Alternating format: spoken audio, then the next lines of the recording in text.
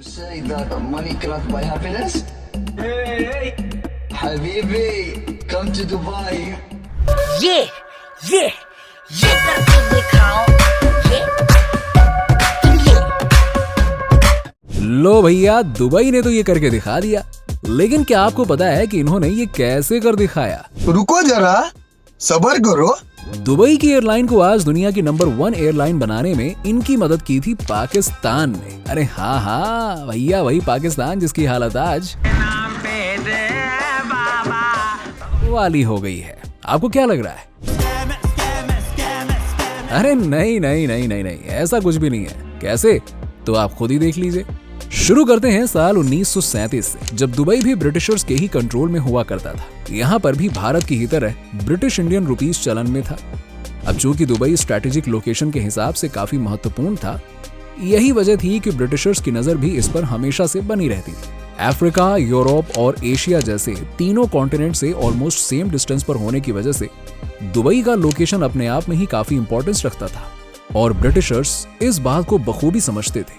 और यही वजह थी कि ब्रिटिशर्स इंपीरियल एयरवेज का दुबई के समुद्र में एक फ्लाइंग जेट्स की बेस को तैयार करना चाहते थे। इसीलिए उन्होंने दुबई के साथ एक एग्रीमेंट साइन करते हुए अपना फ्लाइंग जेट बेस तैयार करते हुए ये तय किया कि वो दुबई की इस स्ट्रैटेजिक लोकेशन को इस्तेमाल करेंगे और बदले में दुबई को रेंट के तौर पर 440 रुपए दिए जाएंगे। यस, मात्र 440 रुपए, जिसमें दुबई को गार्ड्स की सैलरी से लेके बाकी और भी जो छोटे बड़े खर्चे होते हैं वो सारा का सारा मैनेज करना था। अब ये वैसे तो दुबई के लिए काफी मुश्किल हो रहा था, लेकिन फिर भी कुछ दिनों तक चीजें ऐसी ही चली। अब समय आता है 1950 के आसपास, जब दुबई के रूलर शेख रशीद बिन सईद अल मखदूम ये बात नोटिस करते हैं कि दुबई की इंपॉर्टेंट स्ट्रैटेजिक लोकेशन की वजह से ब्रिटिशर्स इससे अच्छा खासा मुनाफा कमा रहे हैं, लेकिन इसमें दुबई को बदले में मिल क्या रहा है? मात्र 440 रुपए। ये तो बड़े खजाने के सामने चिल्लर के जैसा है, जिसमें गार्ड की सैलरी से लेके बाकी के खर्चे भी मैनेज हो रहे हैं।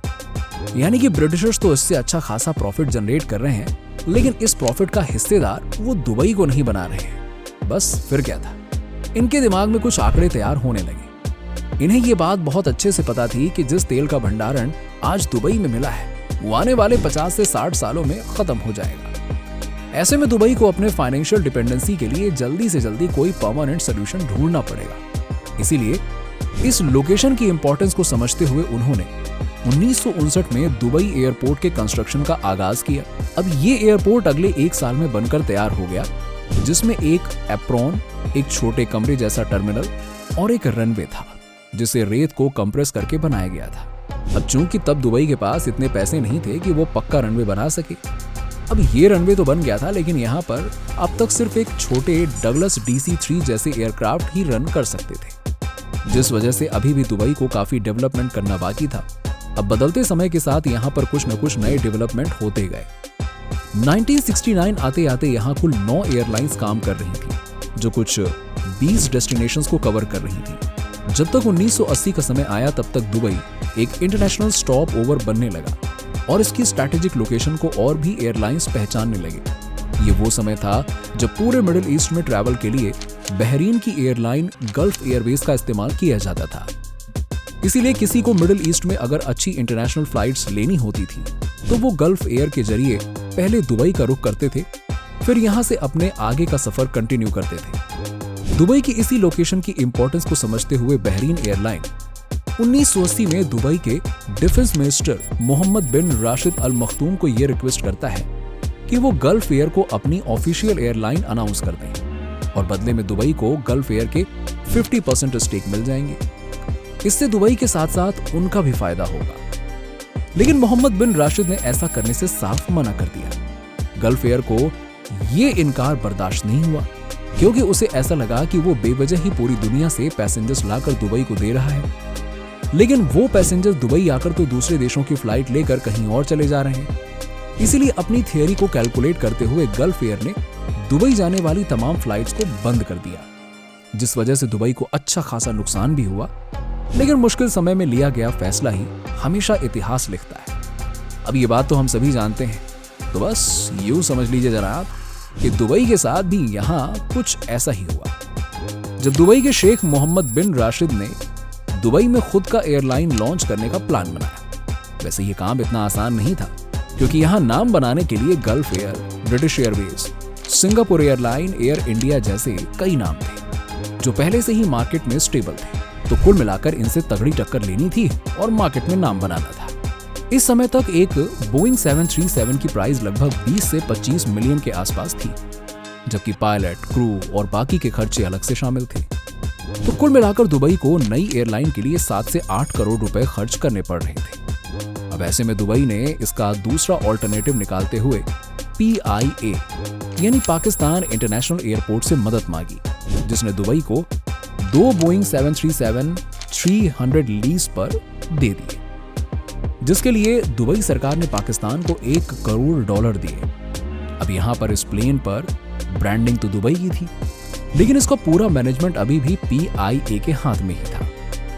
एमिरेट्स की ये पहली फ्लाइट 25 अक्टूबर 1985 को दुबई से कराची तक गई, जिसके बाद मुंबई, कायरो, ओमान, कोलंबो जैसे कई और भी लोकेशंस इसमें शामिल हुए।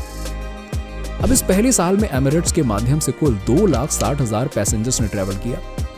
1987 में अपने धीरे धीरे बढ़ते रेवेन्यू से दुबई ने खुद के प्लेन खरीद लिए और पाकिस्तान के प्लेन उन्हें वापस कर दिए कि भैया रख लो। समय आया 1990 का, जब गल्फ वॉर के समय में बाकी किसी भी एयरलाइन ने मिडिल ईस्ट के रूट को कवर नहीं किया। ऐसे में मुश्किल समय में भी दुबई एयरलाइन ने अपना सफर जारी रखा, इसीलिए उसे कुछ ऐसे भी पैसेंजर मिले जो जनरली उसके कॉम्पिटिटर एयरलाइंस का इस्तेमाल करते थे। इन्हें किसी प्राइस में कुछ ऐसी एक्स्ट्रा फैसिलिटीज भी मिली जिनके लिए उन्हें बाकी के फ्लाइट्स में अलग से पे करने पड़ते थे। बस फिर क्या था, personal entertainment system, luxury cabin से लेके और भी लग्जूरियस व्यवस्था के साथ दुबई एयरलाइन ने जल्द ही लोगों के दिलों में एक खास जगह बना ली और अपने लॉयल पैसेंजर्स के लिए स्काई अवार्ड जैसे प्रोग्राम भी लॉन्च किए। अब इस नई पहल ने धीरे धीरे करके दुबई एयरलाइन को एक नया बूस्ट दे दिया और लोगों की नजरों में आ गया ये। कहीं ना कहीं आप ये कह सकते हैं कि आज हर किसी के दिल में जो दुबई को देखने की चाहत जागती है, उसमें कहीं ना कहीं यहाँ की एमिरेट्स का बहुत बड़ा योगदान है। क्योंकि हम ये तो जानते ही हैं कि दुनिया में सबसे ज्यादा इस्तेमाल किया जाने वाला एयर रूट यूरोप से साउथ ईस्ट एशिया और ऑस्ट्रेलिया है। लेकिन अगर हम यूरोप से ऑस्ट्रेलिया के बीच की दूरी को देखें तो ये लगभग एक दूसरे से 14,000 किलोमीटर से भी ज्यादा दूरी पर है। ऐसे में किसी भी फ्लाइट्स के लिए इतनी लंबी दूरी को एक बार में कवर करना ऑलमोस्ट नेक्स्ट टू इम्पॉसिबल जैसा टास्क लगता था, क्योंकि अगर वो ज्यादा फ्यूल की लोडिंग लेके फ्लाई करते हैं तो फिर उनकी माइलेज उतनी अच्छी नहीं रह जाती थी, और अगर वो माइलेज को मेंटेन करने के लिए फ्यूल कम लोड करते थे तो फिर बीच रास्ते में उनका फ्यूल खत्म हो जाता था। तो ऐसे में उन्हें दुबई में रुकना ही पड़ता था, और इसका सबसे ज्यादा फायदा एमिरेट्स एयरलाइन को मिलता था, क्योंकि इसने अपना हब दुबई इंटरनेशनल एयरपोर्ट को बनाया था। इसलिए यहाँ पर इसे रुकने के लिए कोई रेंट या एक्स्ट्रा फी नहीं देना पड़ता था, जबकि बाकी एयरलाइंस की फ्लाइट्स को यहाँ रुकने और रिफ्यूलिंग के लिए स्टॉप ओवर चार्ज देना पड़ता था। इसीलिए दुबई के लिए यहाँ अपने टिकट चार्जेस को कम करना भी थोड़ा आसान हो जाता था। इससे कहीं ना कहीं दुबई में ट्रैफिक भी बढ़ जाता था, क्योंकि दुबई में लोग 1-2 दिन रुककर यहाँ की खूबसूरती और लाइफस्टाइल को भी एंजॉय करना चाहते थे। इस तरह से कह सकते हैं कि कहीं ना कहीं एमिरेट्स के सक्सेस होने के पीछे उनकी शानदार मार्केटिंग स्ट्रैटेजी तो थी ही, साथ ही एक ऐसी टेक्निक भी थी जिसके बारे में कई देशों को काफी समय बाद पता चला। एयरबस A380 आज दुनिया का सबसे बड़ा कमर्शियल जेट प्लेन है, जो एक बार में लगभग 850 पैसेंजर्स को कैरी करता है। लेकिन सबसे ज्यादा सोचने वाली बात यह है कि दुबई एमिरेट्स को छोड़कर बाकी ज्यादातर एयरलाइंस इस फ्लाइट से प्रॉफिट नहीं अर्न कर पा रही थी, और जब इसका जवाब ढूंढा गया तो सबके होश उड़ गए।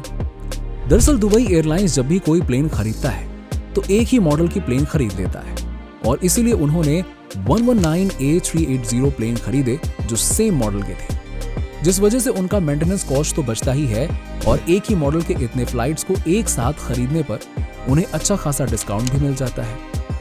क्योंकि जब सारे मॉडल एक ही होंगे तो उसके लिए मेंटेनेंस यूनिट भी एक ही बनवाई जाएगी, और थर्ड पार्टी से मेंटेनेंस का चार्ज बचेगा, जबकि बाकी एयरलाइंस के पास अलग अलग मॉडल्स के प्लेन्स होने की वजह से उन्हें एक्स्ट्रा मेंटेनेंस चार्ज देना पड़ता है। इसीलिए एमिरेट्स ने अपनी इन हाउस यूनिट भी बनवा ली थी ताकि उनके मेंटेनेंस कॉस्ट को कम किया जा सके। उम्मीद है कि आपको समझ में आ गया होगा कि लीज पर फ्लाइट्स को चलवाने से लेकर आज दुनिया की नंबर 1 एयरलाइन बनने तक का सफर दुबई ने कैसे तय किया। वीडियो कैसी लगी कमेंट करके जरूर बताइए।